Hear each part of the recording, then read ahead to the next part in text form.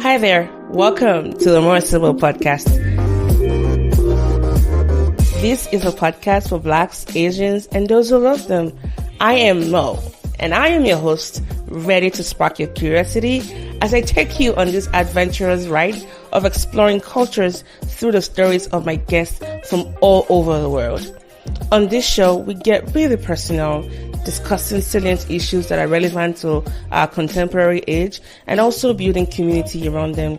As our guests exercise courage and vulnerability in sharing their life's experiences, we hope that in turn you are inspired by them and that you get the courage needed to set your own stories free. Enjoy the ride, and thank you so much for listening. Welcome back, everyone, to the podcast. My name is Mo, and for those joining us for the first time, welcome. Well, what a day today is for me. I'm actually very excited to talk to this particular guest of mine. And so here's just a quick rundown of her bio. If you're seeking meaningful change in your life, then Dagmar can help you bring it to full fruition through intuitive inquiry and insightful strategies. Dagmar understands what it's like not just to feel stuck, but to overcome seemingly insurmountable obstacles. Legally blind, she started losing her sight as a teenager, but that didn't stop her in becoming a successful wife, a mother, a business owner, a community leader, and I dare say a mentor to so many people. Her natural ability to really hear, interpret, and help her clients identify the root causes of their issues drove her success in all these roles, and today has made her to be a powerful partner in developing personal growth in others. She's a certified life coach, and it's my pleasure today to welcome Dagmar all the way from the wonderful land of Canada to this podcast. Hi, Dagmar.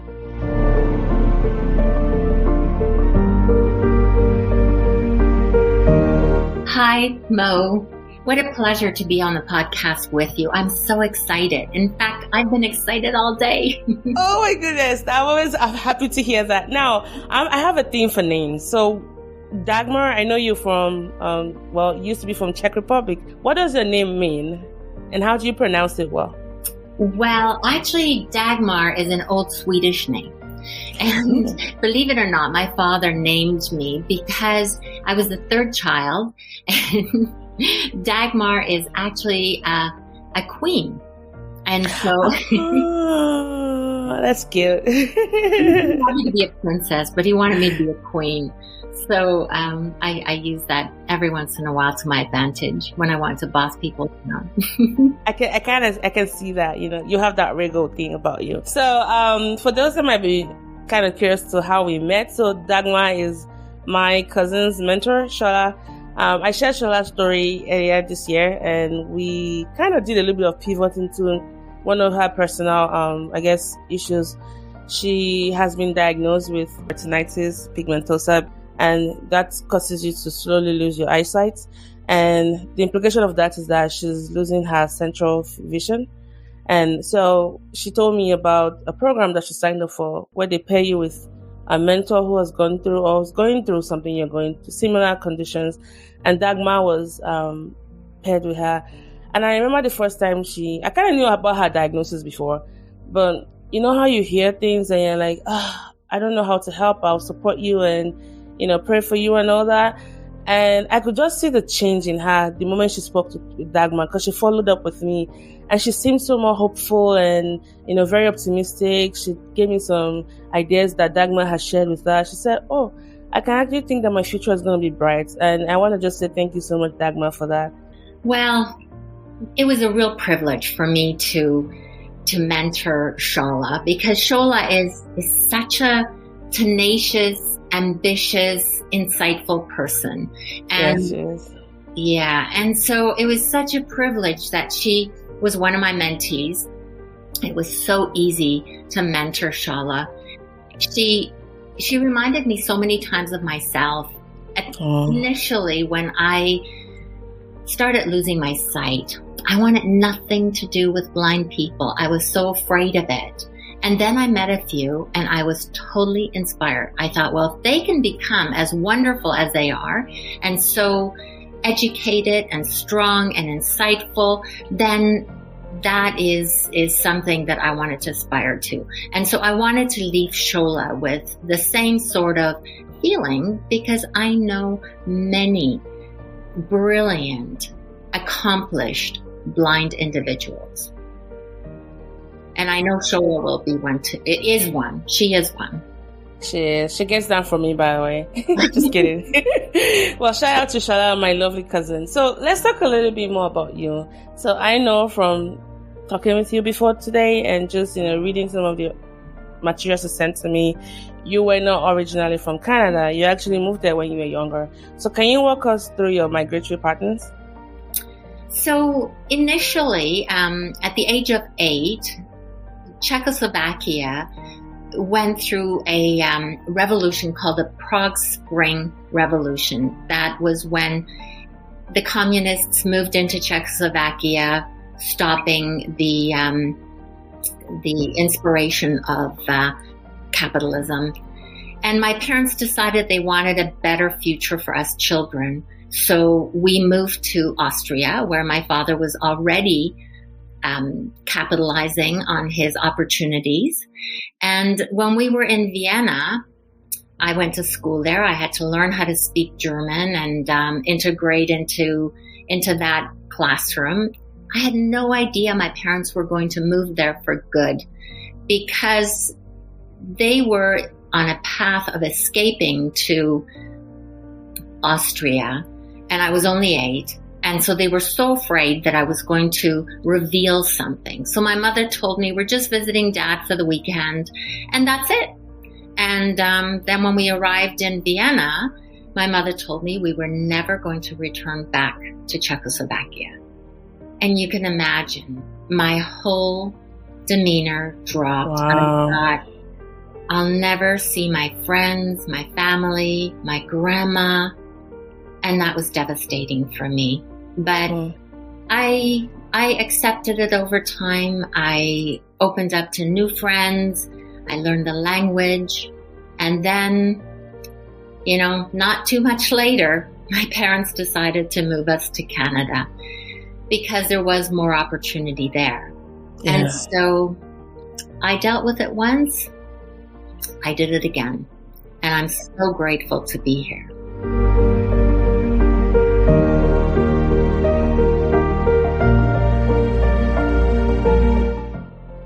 Wow, thanks for sharing that. I mean, on a totally different level, I definitely can relate with that, moving roots. And so people ask me, can you live anywhere in the world? I'm like, yeah.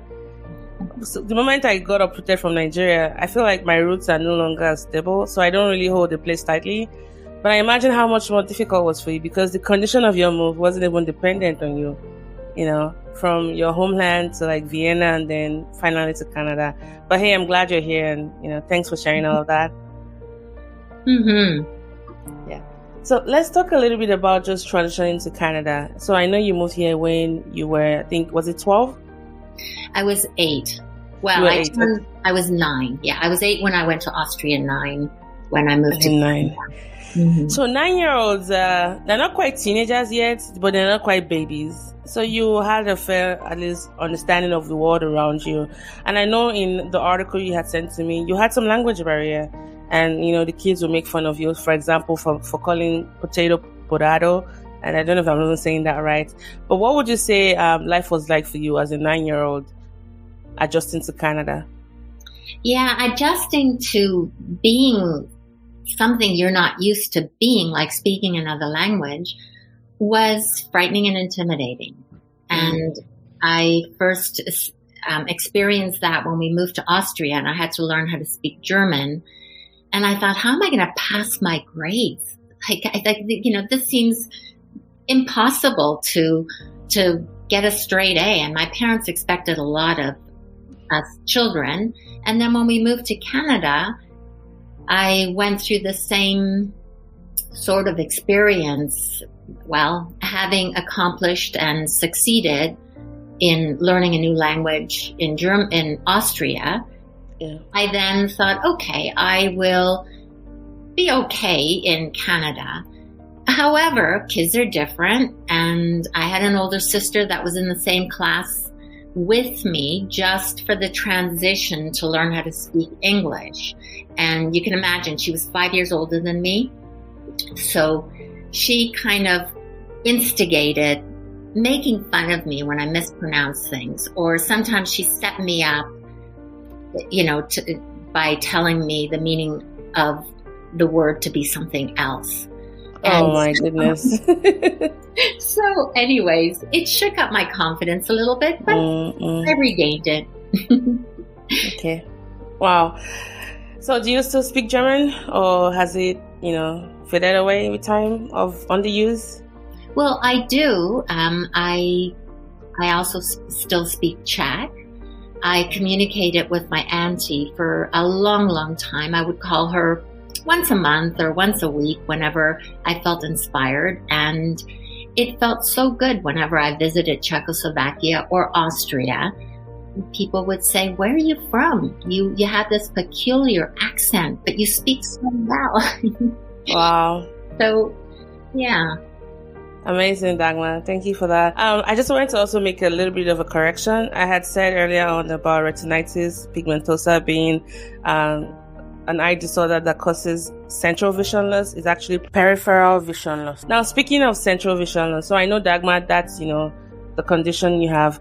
Can you just tell us a little bit about that? Because I know you started losing your eyesight slowly when you were in the 8th grade, correct? Or was it the 6th grade? It was in the 6th grade. In the 6th grade, yes. So, that was, not too long after you arrived in Canada. I imagine that we're trying to even get used to the place and the language barrier, and then bam, this happened. What was life like for you then? And how did that diagnosis come about? So, during the summer of that year, when I went from grade 5 to grade 6, I didn't notice any change. And as soon as I stepped into back to school after the summer holidays, I went and sat in the back of the class with my friends. I thought, I feel so cool being in the back of the class with them, and they invited me to, and I started to feel so good because I was starting to finally fit in. And then I noticed that I wasn't able to read the blackboard as well, and the teacher's face looked somewhat fuzzy to me. So I went to the ophthalmologist. I thought, well, all I need is a pair of glasses. And I thought that'll solve my problem. And when I realized that the ophthalmologist discovered that I am going to lose my sight, I was devastated. I thought, how am I going to deal with that? But again, I survived learning how to speak German, and then I survived learning how to speak English. So I took it upon myself. I'll figure this one too. And initially I thought all I need is to get a little bit closer to the backboard, and my friends were very, helpful and helped me out to a certain point. So yeah, it was difficult, but I am tenacious and I don't give up.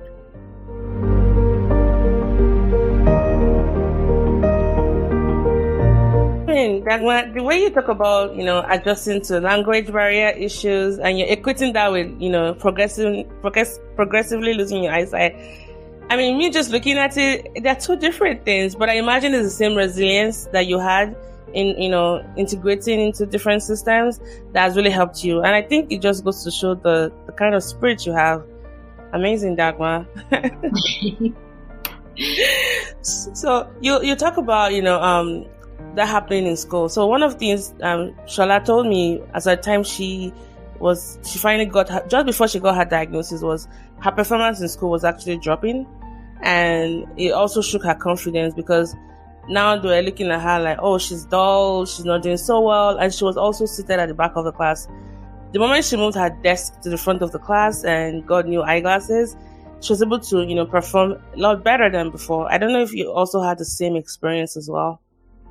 Well, Shala is born in an era where technology and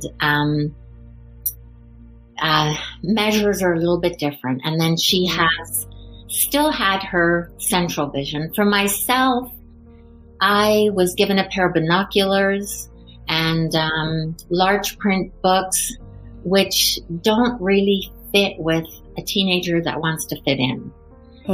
So some of my friends helped me out, as I mentioned earlier, but I started to slide. My grades started to deteriorate. However, the teachers were amazed how well I did in school. I was very determined to succeed and not let anybody know that I was losing my sight. And I did that for a while until I realized that that wasn't working for me very well. And wow.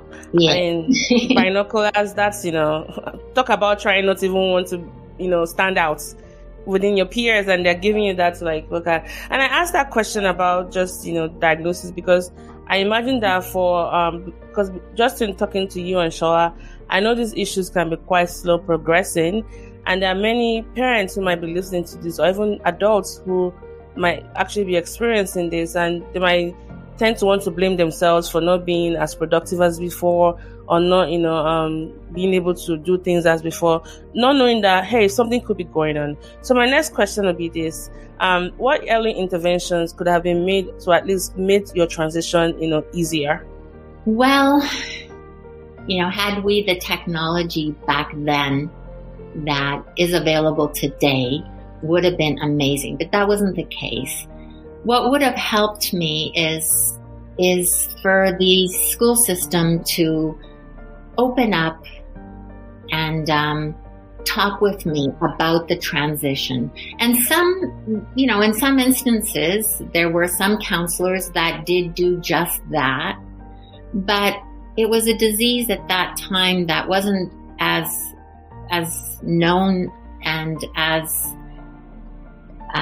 understood. And so it was very much left up to me.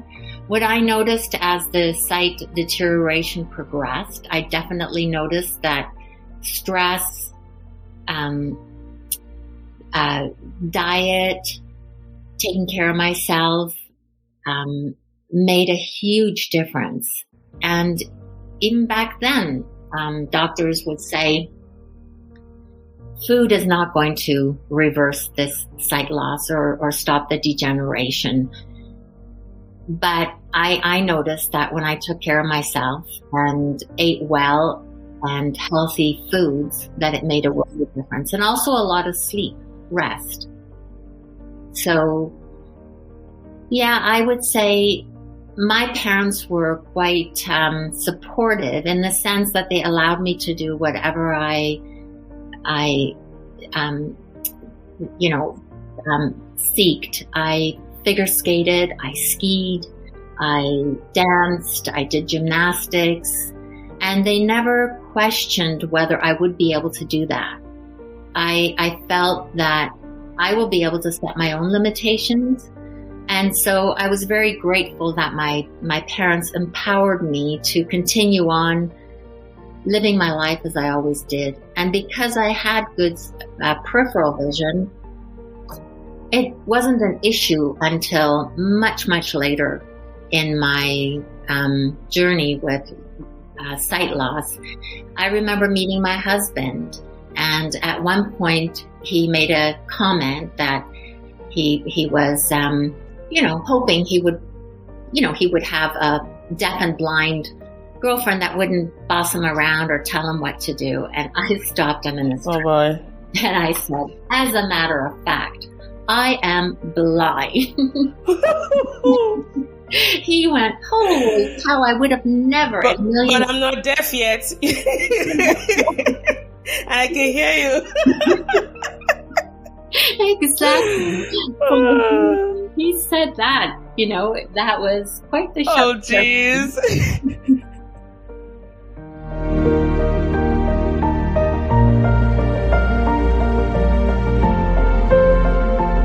So, thanks for that reminder. Good diet, sleeping well, And there's something you said that I think I want to just emphasize for our listeners will be, as best as you can, as long as it's up to you, just keep those things you love doing, keep doing them.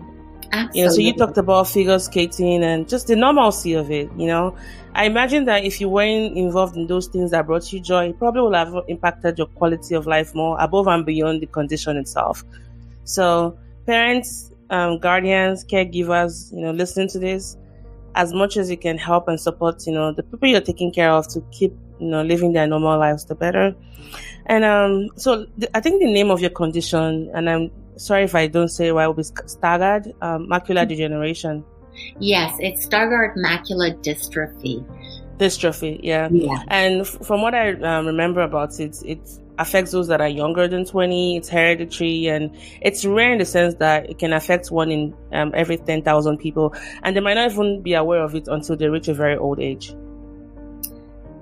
Yes. Well, yeah, I was 13 when I realized that I started to lose my sight, and some people do become aware later that macular degeneration, a lot of people get when they're much, much older. And yeah.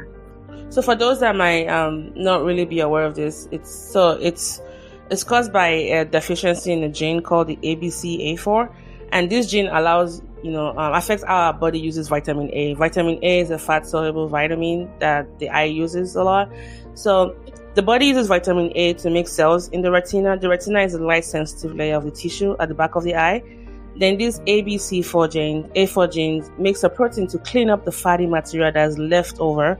In Stargardt disease or dystrophy, this gene doesn't work. So the fatty material builds up in yellowish clumps on the macula. And over time, this fatty material kills the light-sensitive cells and destroys the central vision. It's inherited, and that means it's passed down from parents to children. So now, in your case, what side of your family did you get it from, and how did it affect, your parent, or was it both parents? No, so in my situation, I was lucky. It was a recessive gene, and we didn't know anybody that was blind in my family. And so later on, Dr. McDonald set me up for gene identification, and we realized that it came from, I believe, my mother's side, but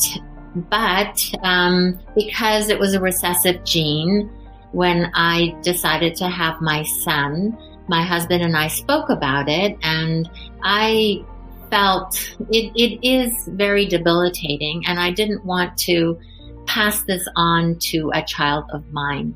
But after we went to counseling, the counselor inspired us that the chances of us passing this on to my son would be extremely low, especially since there was nothing on my husband's side.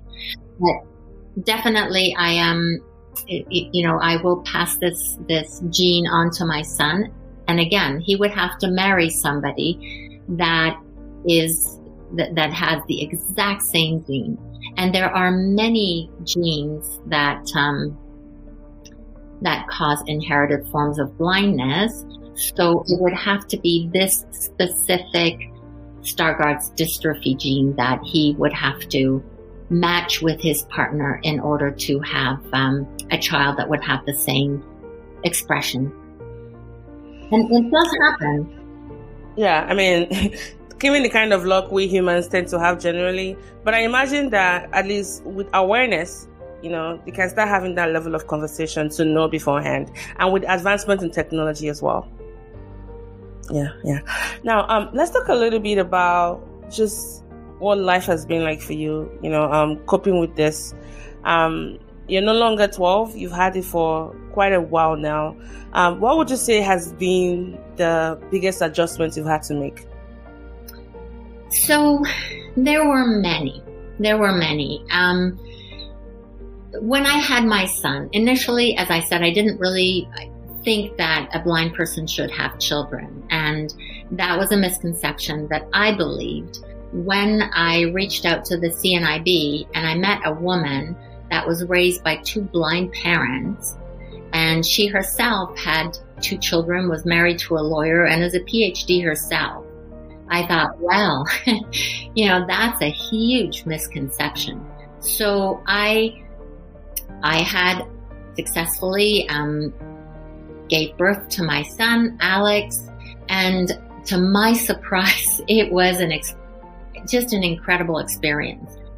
My son was so insightful about, I don't know, maybe God told him to be a good son to me, because he was amazing. There were times where I'd be playing on, I would take him to a playground with a bunch of mothers, and I all of a sudden would realize, oh my God, I don't know where Alex is. I can't hear his voice.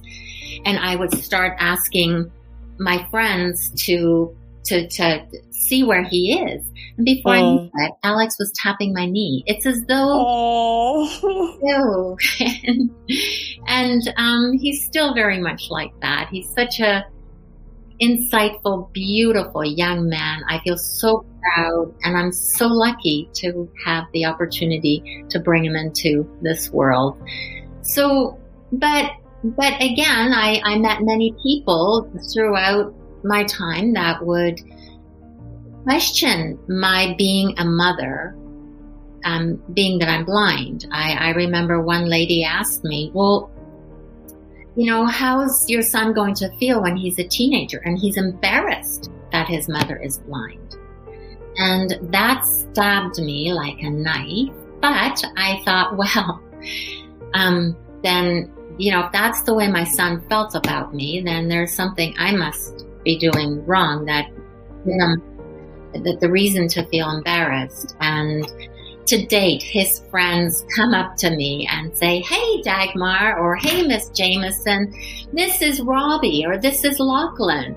And, they're just such great kids. I've even had them come up to me and say, by the way, Alex is sitting over there and he doesn't want you to know that he is there. But so those were just some of the small things. Of course, not being able to drive was difficult, because there were times where I wanted to take Alex to places, and some of my friends were helpful, but it was always, I like being independent. And dealing with a blinding eye disease does curb your independence. But in many ways, technology has given me the sight that I need. And that was my first dream come true. Because I remember sitting in front of a mute computer, wishing and wanting that someday I'll be able to communicate and access information, communicate with people, just like this has been advertised. I mean, there was so much talk about speech to text and talking computers and and Skype, yet that wasn't a reality. I mean, I lived in the ages where cell phones were not a real thing.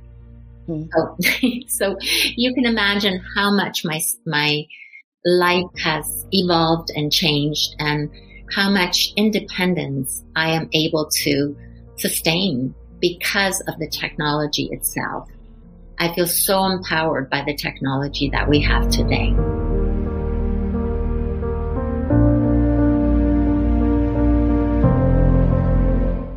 Wow, thank you for that. I mean, just to add, you talk about your son being such a beautiful, thoughtful person. I think he's a reflection of you as well. And so just wanted to mention that, because you didn't say that about yourself. So I'm here to remind you of that. And I mean, thanks for walking us through the difficulty. I imagine having to lose some form of independence must have been quite challenging. But I think it's another humbling thing is just to see how you've managed to thrive despite these limitations. So a clarification question for you with this. I know you talked about still having your peripheral vision. Are you still able to retain most of that, or what's that like? I do have most of my peripheral vision still, and I hope I will retain it for quite a bit longer. My central vision is getting dimmer. It's not like I have a dark spot, but when people stand in front of me and I don't hear them speaking and they move, I continue to look in the direction that they stood in before. And sometimes it's embarrassing because I think, oh no, they're over there. And so I tend to follow people by their voice. Yeah. Sometimes I fool people. I know I have crossed the street or waved at people and say, "Hey, Richard, how are you? How did you see me?" I said, well, I have my But yeah, it is difficult to adjust to not having central vision. Of course, I can't recognize faces. Yeah. And that is tough. Let's talk a little bit about, public education. There's something you said earlier on, which, actually made me feel a little bit more comfortable asking this, because I won't lie to you, the fear of blindness is real for me. And I think is the most for most people. And you said how, the first time you heard about, what you were going through, you didn't want to even have anything to do with it. You weren't down for it. It wasn't something you were comfortable with. So let's talk a little bit about just how blindness is often misunderstood. And I'm aware, even in talking to Shola about some of these problems, that some discrimination sufferers face. And this discrimination can be overt or covert. And it seems there's that widespread fear of blindness. What are your thoughts on this? Why do you think we fear it so much? Yeah, that's a really good question. And some people just don't understand. They imagine themselves in your shoes and they think, how is it possible she could do this? Or how is it possible she could understand this? And it kind of debilitates your confidence. It's intimidating when people feel that way, and you pick it up off their aura. I've had people say to me, "Gee, Dagmar, you should stop skiing," or perhaps it's not a good idea you come out hiking with us because you might hurt yourself, and then the onus is on us to carry you down the mountain. I have hiked up really difficult hikes. I have yet to break a leg or a pinky, and I guess I can understand that. Their fear is more that perhaps they would feel really badly if they had to leave me on the mountain. I'm sure somebody would come around to help. But it's more that a lot of people just can't imagine what it would be like to live with blindness. And so they put all sorts of limitations on you. However, there are some people that are very understanding, and once I realized, when I showed to people that I am comfortable with sight loss, they became comfortable around me as well. And that's when I started to reveal that I am blind and that I have difficulty, because at times people would wave at me across the street or walk past me and say hi, and I would ignore them. And one day my husband said to me, why don't you share with people that you are blind? And I responded with, because at times I do, especially when I trust my friends. When I was a teenager, there were certain friends that I shared the fact that I was blind, and they were comfortable around it because they saw what I was capable of.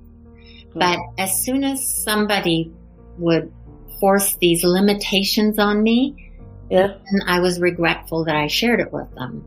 However, over time, I realized that there are many other people that are more inspired with the fact that I coped so well with blindness, and now I'm not the odd duck that is perceived kind of strange because I didn't respond to when they waved at me, or I do silly things because I simply didn't see things. So, And is that, in a way, just managing expectations accordingly? So that way, it's not too much is expected of you or not too little, mm-hmm. Yeah. Yeah. Now, along just this, and thanks for, answering that. And, I really, really appreciate your candid response. Let's talk about some widely held misconceptions and myths about blindness and how you can educate people like me. So I'm just going to throw some out, and we can just talk about them in a summarized way. So many people think that when you're blind, it means you cannot see anything at all. So they think you only see darkness and nothing else. You must have a special gift. Like if you're blind, then your hearing will be super, ultrasonic dolphin level. They think if you're blind, you must be proficient in Braille. You must have a dog guide with glasses on the dog.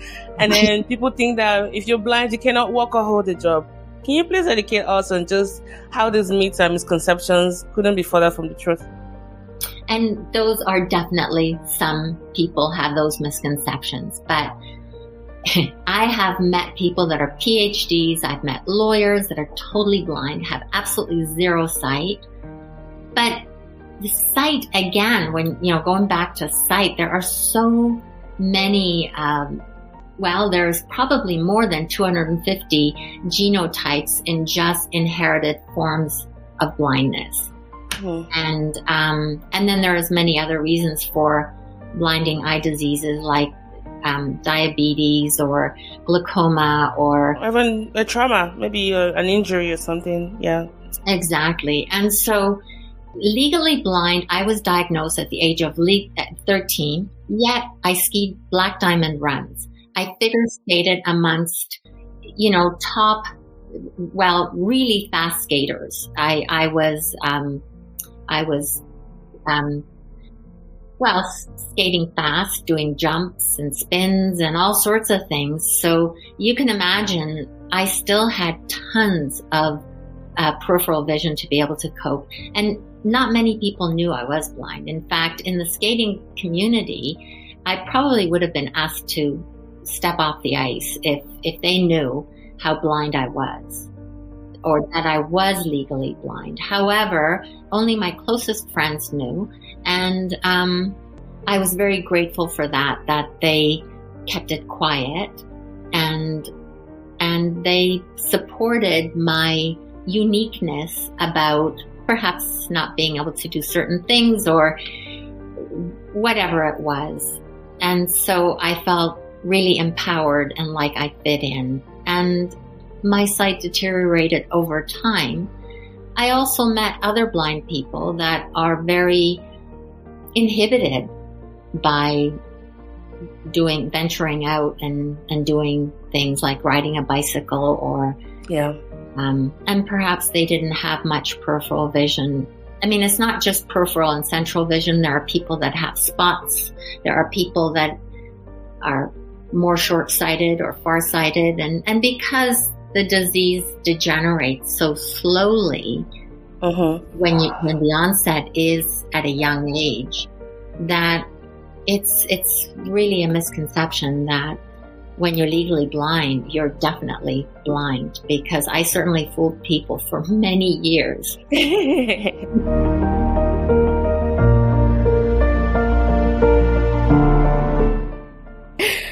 Well, that's why I like how you've had a lot of, I guess, good times, like you sneaking up on people and just fooling them. I imagine, oh my gosh, like just being around you and just laughing about that.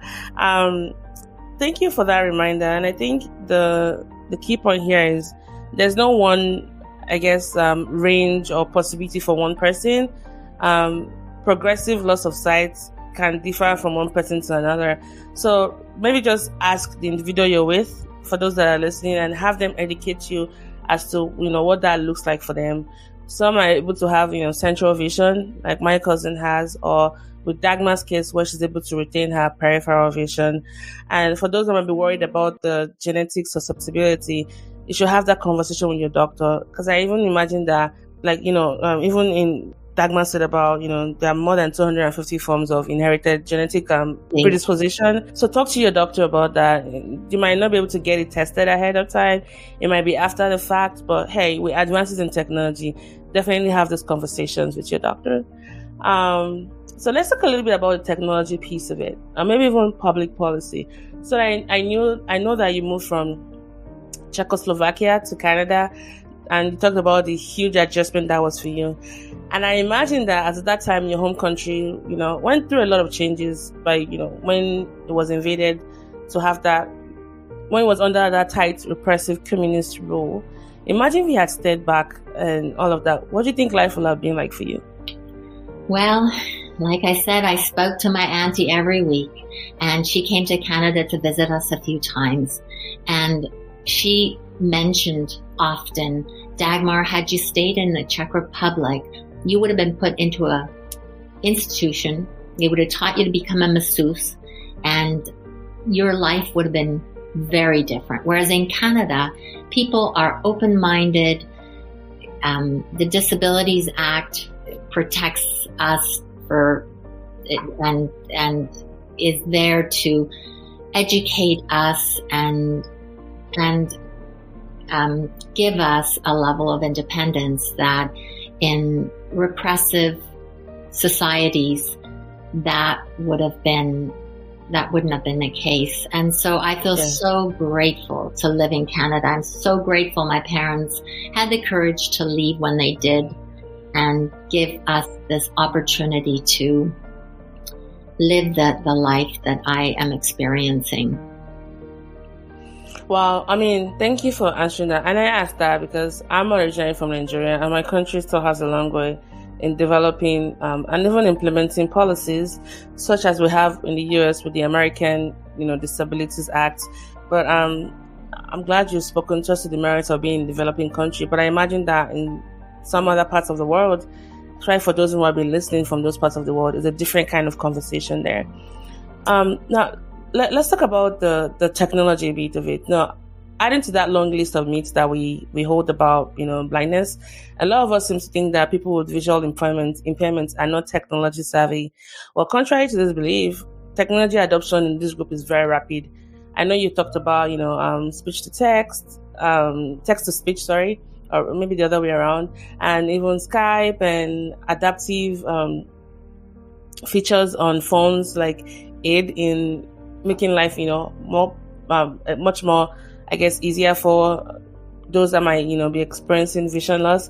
Can you just tell me some of the technology you use and how you're able to use that to your advantage in navigating the world we have right now? Wow. So when I started using technology way back when it was the onset of the cell phone and speech to text, it started out with a program called Zoom Text, which enlarged the screen. And that was amazing, because then I could enlarge the letters and I could navigate around and read and type. But over time, speech to text came into play, and the technology just became better and better and better. There was a time where I couldn't access the computer as much as I do today because of all the PDF buttons. Like, I would be able to log in, but then it would say, click on button. And I thought, well, it'd be nice if they told me what that button is. And so, but now it's just, honestly, I must say that technology has given me sight. However, it is a learning curve. It is another language. And you can imagine, people that are 80, they do not adapt to technology to start with, let alone if they've suddenly had an onset of blindness. And it is difficult for them to adjust. It's a huge learning curve. And every time there are updates on the technology, I have to learn a little bit more. And without sight, it can be challenging. I am grateful that my husband is an IT person and he can help me, because a lot of the times I'll say to him, so why isn't this working? And he'll say, Dagmar, it's another glitch. So we'll call the bank and tell them that you are not able to type in the amount. And sure enough, they fix it again. And so it's an ongoing process, but some people get discouraged by it, but that's just a fact of life. Yeah.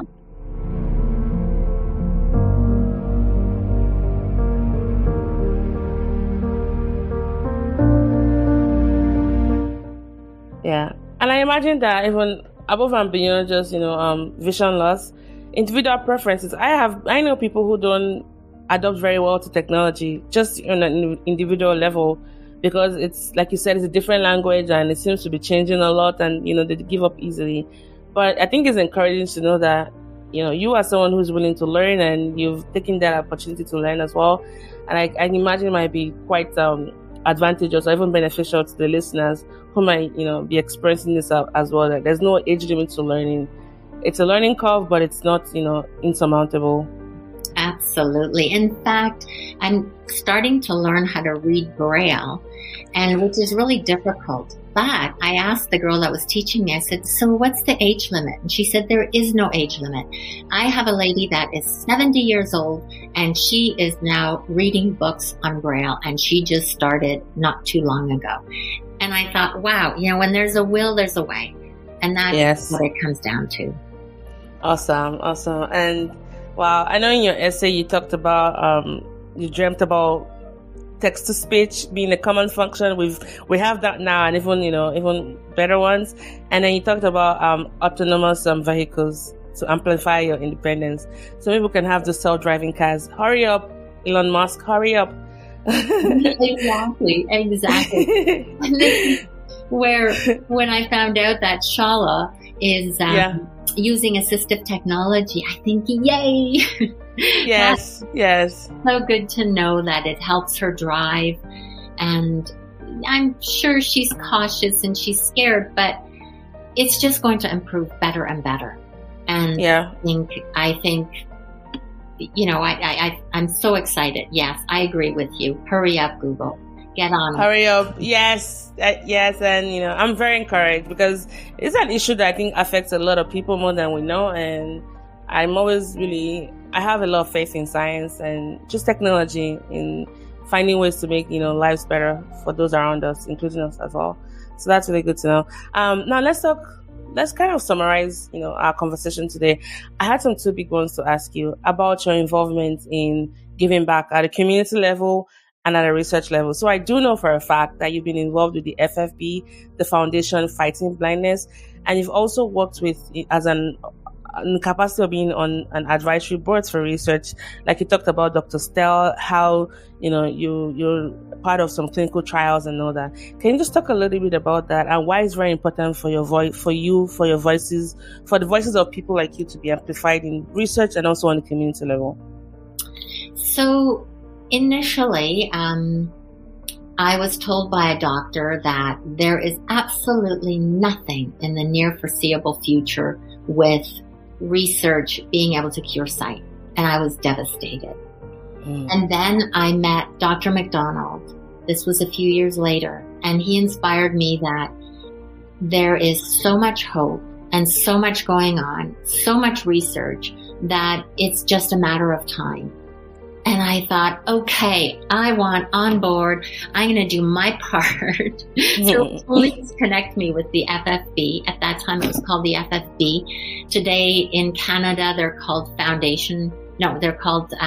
Fighting Blindness Canada. In the United States, it's the Foundation Fighting Blindness. So they differentiated themselves.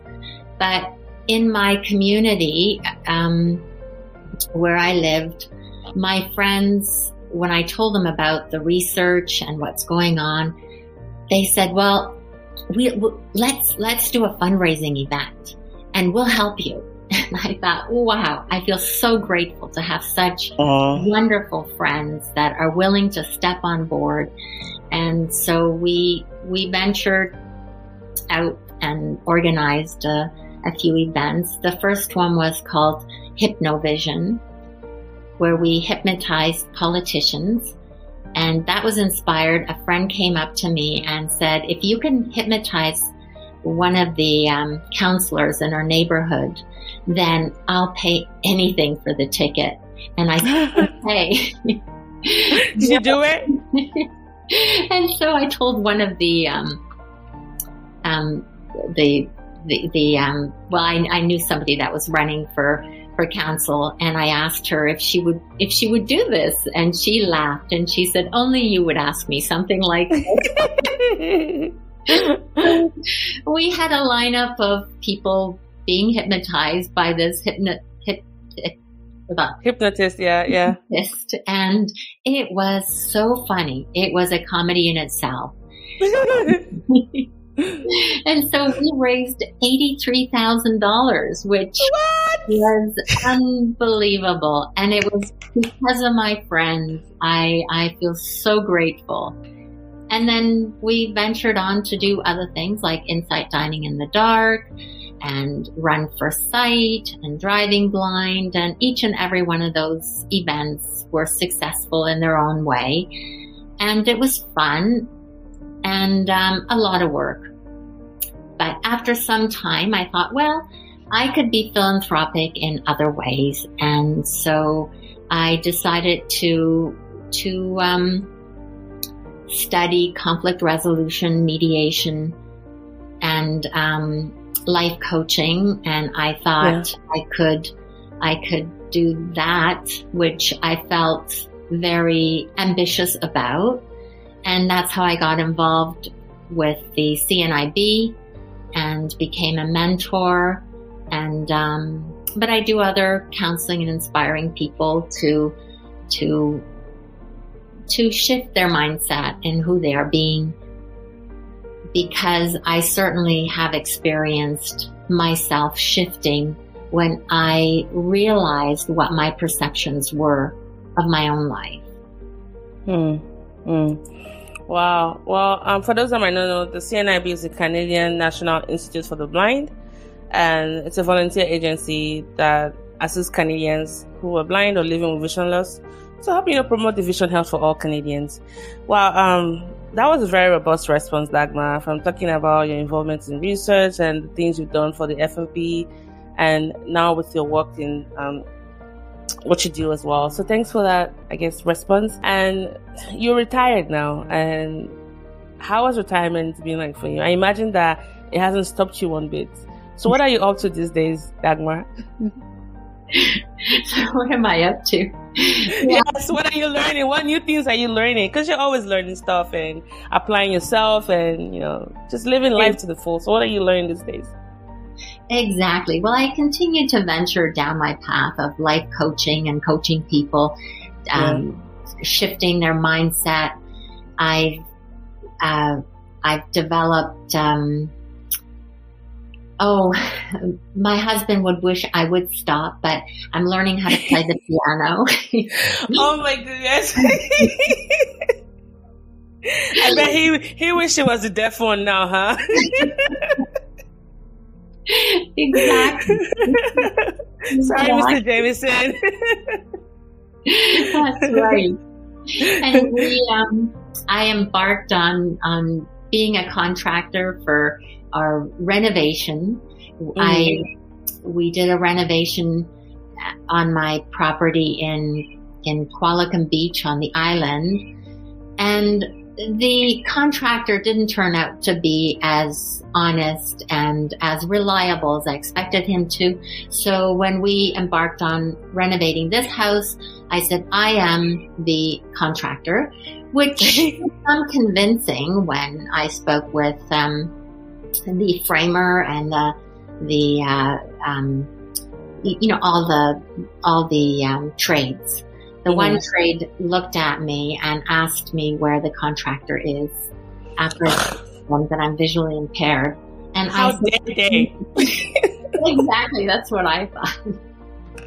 Certainly didn't hire him, but I said, look, I can visualize things in my head, and to date, my husband tells me he never imagined things to look as good as they do.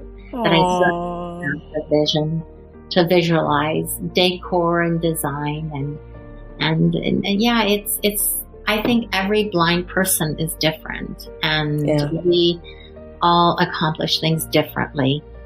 So that is my thing. I love design. I can visualize it, and I love it when somebody listens to me and accomplishes the design as I instructed them to, despite the fact that they think I'm blind. So.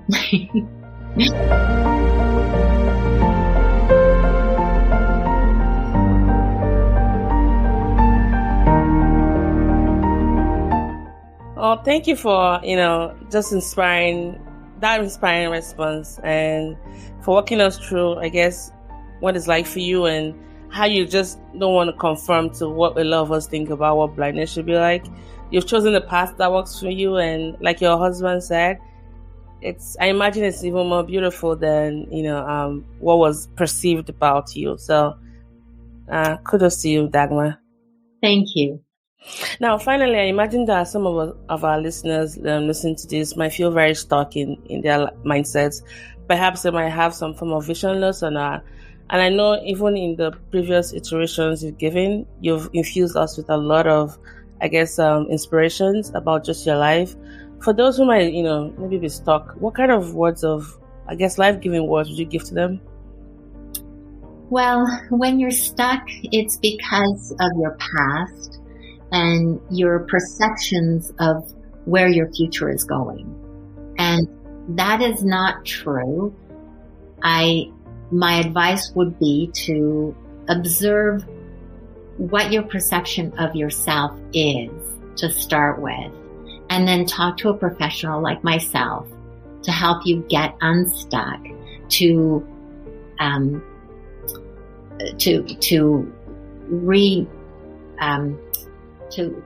change your mindset about what you can be. And it is in order to transform into a new way of being, it takes some work. It takes shifting your habits, but to shift your perception of who you are is very much possible. So you need not stay stuck in, the perceived negativity or disappointment or challenges, whatever it may be for you. And I believe all of us have different challenges that hold us back or that keep us stuck. Yeah. And it does take somebody else to sometimes point that out. I agree. And I guess this response can also be applied to those who might feel a little bit different because of their identities or how differently able they are. Is, find someone to talk to kind of unclog those wheels and keep it moving. We're all, I guess, disadvantaged in one area or the other, but don't let that hold you back. Find how you can use that to your advantage, or use something else to your advantage and keep it moving. Now, Dagmar, what are some of your self-care tips? Like, how do you take care of yourself? Well, I like to work out. I like to walk a lot. I like to hike. I like to swim. I like to stay fit, as well as take care of, my sleeping habits. I make sure I get a lot of sleep, and I eat well. Wow. Yeah. Even you just saying all the things you do, if you are my life coach, I probably would feel so intimidated because I'm like, I don't even have any excuse. I need to learn from her. Well, these were all of my questions, and I don't know if you had any final words or thoughts you'd like to, leave with our listeners today, Dagmar. Well, I feel so thankful that you invited me on this podcast. When I heard Shala tell me about you, when I heard her podcast, I thought this is such a wonderful way to learn about others and to share with the rest of the world what your perceived ideals or ideas are. And so thank you so much for giving all of us the opportunity to share what we have to share on a podcast. Oh, no, we can keep doing this. Thank you back and forth. I think really the honor is ours for you coming on the show. I've definitely learned a lot from you, especially with, asking the right questions and not just think blindness is just one concept that fits everybody. And it's nothing to be afraid of. Engage in dialogue, ask questions, see how you can support. Ask the person who's going through that, what level of support would you like from me? How can I, be of support to you? And it should even go both ways. If you've struck up a friendship with somebody, you find out things they like and things, you like as well, you can share with them. So I think it was a very good reminder. And I forgot to ask you this last one, if you don't mind obliging me for a little bit. At the risk of romanticizing the challenges of, that comes with vision loss, what would you say have been some great moments you've had due to your condition? Wow. So I guess, I don't know how to answer that one. Well, I guess there were times where I felt, how am I going to convince someone, or how am I going to achieve this? And then just by meditating or being brave enough to step forth, I realized that anything is possible. I can overcome anything. And when I succeed, people are amazed and they're very inspired. So, but yes, there are times where it's quite intimidating and scary and frustrating. And, I don't like being negative about it, but when people put limitations on me, it can be very debilitating. And so I always say to people, don't tell me what I can do. It would be better if you ask me what I cannot do, or if I need help. And I will definitely ask when I need help. That is amazing. I think that should definitely come up as a quote for this episode. Don't define my limitations, for me. Let me be the one to tell you when and how much of a help I need. Well, that was it, Dagmar. Thank you so much. On behalf of every one of us on the show, thank you so much. If there are more ways we can support you or even lend more voice to your causes or things you're passionate about, please let us know. And I hope you do write your book someday. I think it would be a worthwhile read for a lot of us. Thank you. I will do that. And my regards to your husband for helping us set this up. Thank you so much, Mr. Jamieson. And have a good day. Thank you. You take care. All right. Bye, Dagmar. Bye-bye. All right, guys. That was the show with Dagmar. Don't forget to check out more episodes from the Sibyl podcast. As always, I remain your host, Sibyl. Thank you for listening, and catch you guys on another episode of the Sibyl podcast. Thank you for listening to this episode of the Sibyl podcast. Well, guess what? There's plenty more where that came from. So visit our website at www.mosibyl.com. That is www.mosibyl.com, where you can find hours of other binge-worthy episodes just like this one.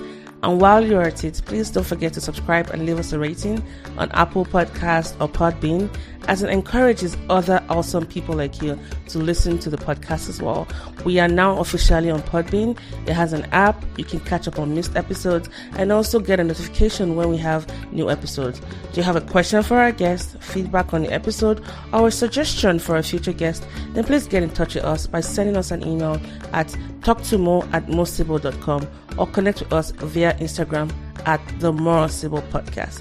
Cannot wait to hear from you, and thank you so much for always listening.